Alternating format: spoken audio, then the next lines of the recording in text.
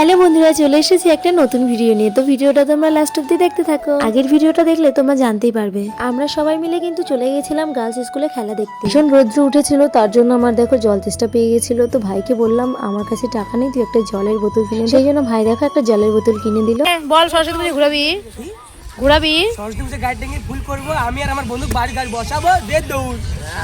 কোথায় দৌড় দিবি?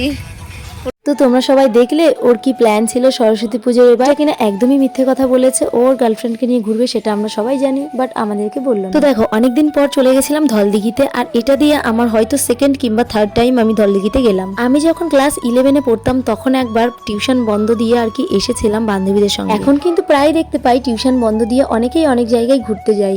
আগে কিন্তু আমরা এইভাবে কোনোদিনও যেতাম না। ফার্স্ট একবার কি দুবারের মতো গিয়েছিলাম, তাছাড়া কিন্তু আমরা মানে কোনোদিনও ঘুরতে যাইনি টিউশন কিংবা স্কুল বন্ধ দিয়ে। ভেতরে গিয়ে দেখো দেখতে পেলাম যে এখানে একটা ভাই দাঁড়িয়ে আছে। ভাই আমাদের দেখে কিন্তু চলে গেল। এর আগেও কিন্তু আমি ভেতরে দেখেছিলাম, কিন্তু এটা যে আসলে কি সেটা কিন্তু আমি জানি না। তোমরা যদি কেউ জানো এটা কি আছে ভেতরে, অবশ্যই কিন্তু কমেন্টে জানিও। এই ধলদিঘি সম্পর্কে কিন্তু আমার অতটা কিছু জানা নেই, সেই জন্য আর কি তোমাদের বৃত্তান্ত করে বলতে পারলাম না। আমি জাস্ট প্রথমবার এসেছিলাম তখনও এরকম দেখেছি, আর এটা দিয়ে আমার দ্বিতীয়বার কিংবা তৃতীয়বার আসা হলো। যাই হোক, তারপরে কিন্তু আমরা এখানে একটু ভিডিও বানিয়ে নিয়েছিলাম। আমরা কিন্তু অনেকজন মিলেই এসেছিলাম, কিন্তু সবাই ভেতরে আসেনি। আমি আর আমার বোন দুজনে মিলে এসেছিলাম, তাই আমি ওকে বললাম একটু ভিডিও করে দিতে। তারপরে আমরা এখান থেকে চলে গেছিলাম আবার কলোনির মাঠে। সেখান থেকে দেখো আমরা গেছিলাম রেল ব্রিজ দেখতে। এটা আমি আগেও দেখেছি। এখানে কিন্তু আমার নিচের দিকে তাকালে ভীষণ ভয় লাগে। বেশিরভাগ ভয় আমার এই কারণেই লাগে, যদি আমার ফোনটা পড়ে যায় তাহলে কি হবে। তো আজকের মতো টাটা, দেখা হচ্ছে নেক্সট ভিডিওতে।